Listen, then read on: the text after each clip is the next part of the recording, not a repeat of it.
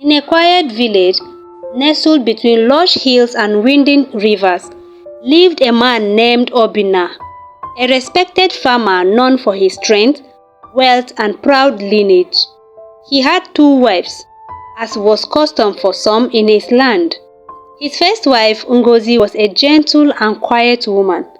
She was the kind of woman who smiled even when life was hard, who served her husband with loyalty and treated her co-wife with respect.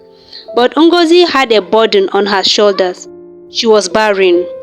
Though she prayed and fasted, no child ever suckled her breast. The second wife, Amara, was fairy and full of life. Not only was she beautiful, but she bore Obinna 3 healthy children, 2 boys and a girl. Because of this, Obinna's heart swelled with pride for her. When he returned from the market, the biggest fish was for Amara. When he harvested from the farm, the juiciest yam and ripe plantains filled her kitchen.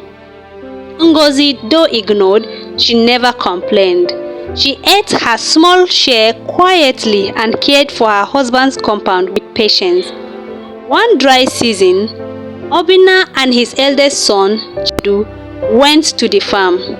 As they cleared the bushes, Obinna uprooted several roots, thick, meaty tubers of the Insala plant. But among them was one root that was known to be poisonous unless treated carefully. Obinna knew this, and in his wickedness he hatched a dark plan.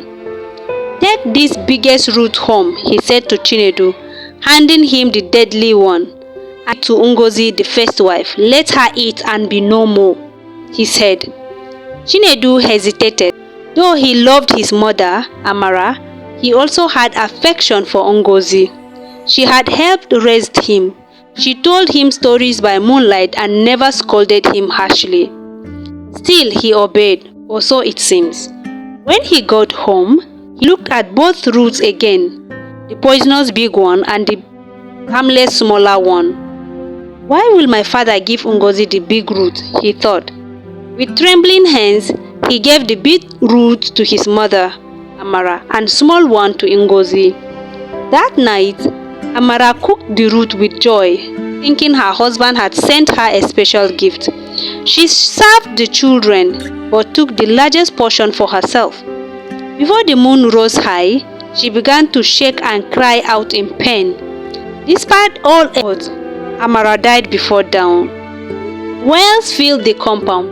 Villagers came in droves, mourning the death of the woman who brought Obinna pride. News was sent to Obinna at the farm. "The woman in your house has died," the messenger said breathlessly. Obinna paused. "Is it Ngozi?" he asked, already imagining his mission fulfilled. "No," the messenger replied. "It's Amara, the second wife." Obinna dropped his machete. His knees buckled.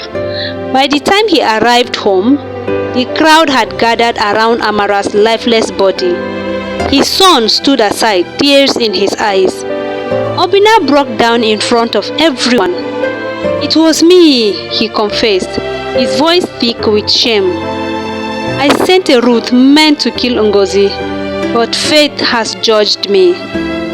Gasps of shock rippled through the villagers. An elder stepped forward, his voice calm but stern.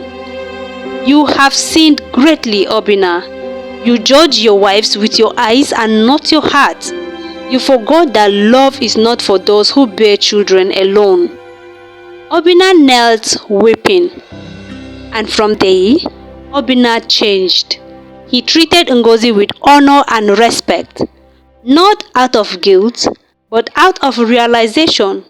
And Chinedu, still young but wise, grew into a man who told this story often to the boys of the village.